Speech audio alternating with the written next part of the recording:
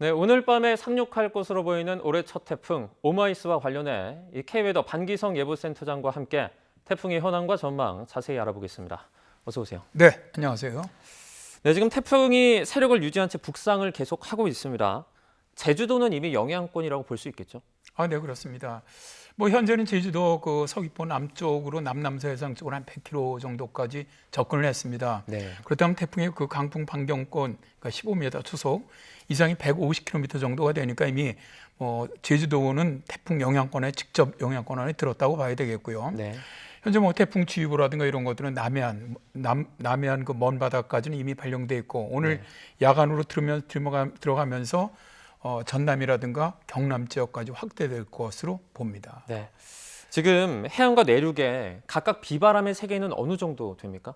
현재는 이제 그 기록된 걸 보면은 주로 남해안과 제주도 쪽, 그다음에 서해안 지역 쪽으로는 중심 최대 풍속, 순간 최대 풍속으로는 한 25m 이상 기록하고 있고요. 네.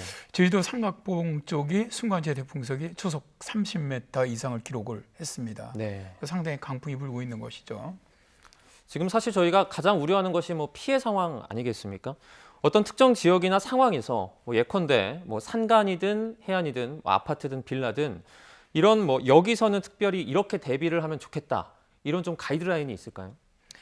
지금 이번 태풍 같은 경우는 실제로 이제 약한 소형급 태풍입니다. 그러니까 태풍으로서의 위력은 좀 약한 태풍이라고 하더라도 네. 사실 이제 열대 해양에서 끌고 올라온 수증기량이 만만치 않기 때문에 또 다음에 우리나라가 현재 정체 전선이 우리나라 쪽에 걸쳐져 있습니다. 우리가 말하는 저 가을 장마라는 건데, 그래서 이제 가을 장마로 인해서 오늘 이제 오전에 충남 쪽으로 많은 비가 내렸던 거고요. 지금 이제 태풍에서 올라오는 이 비구름과 장마전선이 부딪히면서 실제로 바람 피해도 물론 있겠지만은 네. 비 피해가 굉장히 큰 태풍으로 보입니다. 네. 그래서 비도 이제 일단 제주도라든가 남해안 쪽은 최고 400mm까지 예상하고 있는 것인데, 네.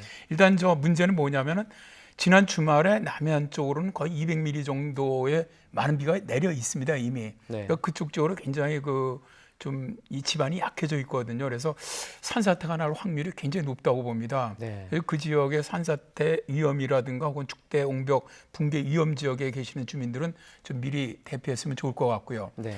두 번째는 이제 이 태풍이 상륙하는 저 남해 쪽으로 오늘 자정전후에 상륙할 것으로 보는데 그 시간대 한 2시간 전이 굉장히 밀물식이 대족이라고 저희들이 부릅니다. 밀물이 가장 높은 시기입니다. 그러다 보니까 이 해일과 이 밀물에 합쳐지면서 그 해안 저지대는 굉장히 침수될 가능성이 높습니다. 네. 그래서 그쪽 지역에 사시는 분들도 좀 미리 대피했으면 좋겠고요. 네.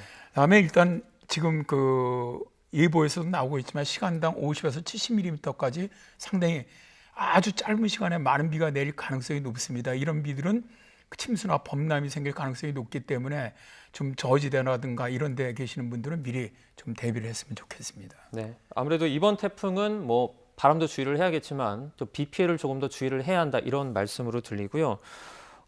애초에 이번 태풍은 사실 위력이 크지 않은 것으로 저희가 알고 있었습니다. 그런데 상륙 과정에서 변질할 수 있다. 이런 예상이 나오고 있는데요. 이 부분도 설명을 좀 해주시죠.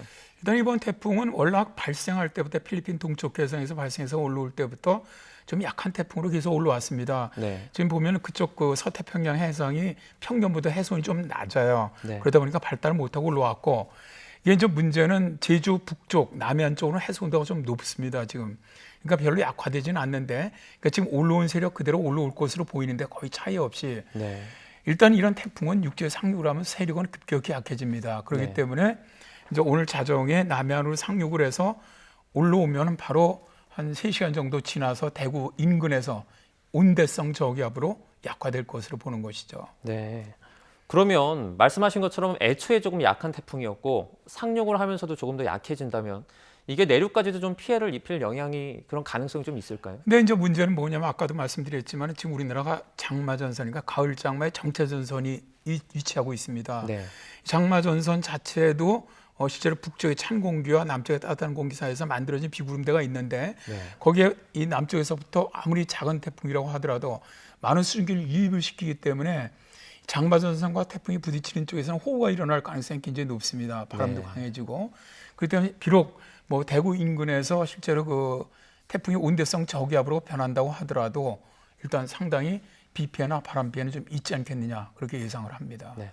그 태풍의 영향권에서 완전히 벗어나는 시점이 내일 새벽쯤으로 지금 예상이 되고 있는데 그러면 이 이후에는 안심을 해도 되는 겁니까? 그렇지는 않습니다. 일단 뭐 내일도 오전에 서울 그다음에 경기 북부 쪽으로 호우특보가 지금 예비특보가 발령돼 있고요. 네. 이게 뭐냐면 일단 태풍은 올라오면서 온대저기압으로 대구 쪽에서 온대저기압을 만들어서 동쪽으로 나가더라도 지금 우리나라가 장마전선에 위치해 있습니다. 그러다 보니까 서쪽에서 또 다른 저기압이 들어옵니다.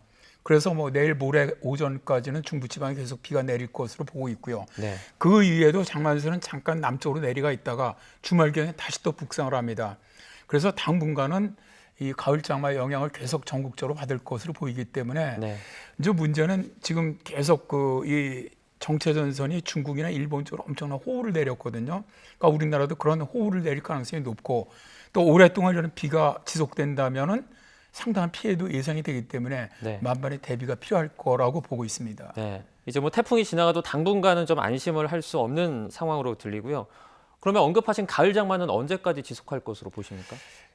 굉장히 올해는 좀 뭐 아시겠지만 날씨가 좀 이상하게 변하고 있습니다. 그래서 네.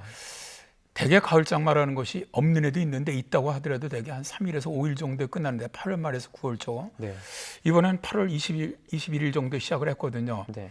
시작을 했는데 지금 일기도 한 10일 모델을 보더라도 9월 3일까지는 계속 장마전선 영향을 받고 있고요. 우리나라가.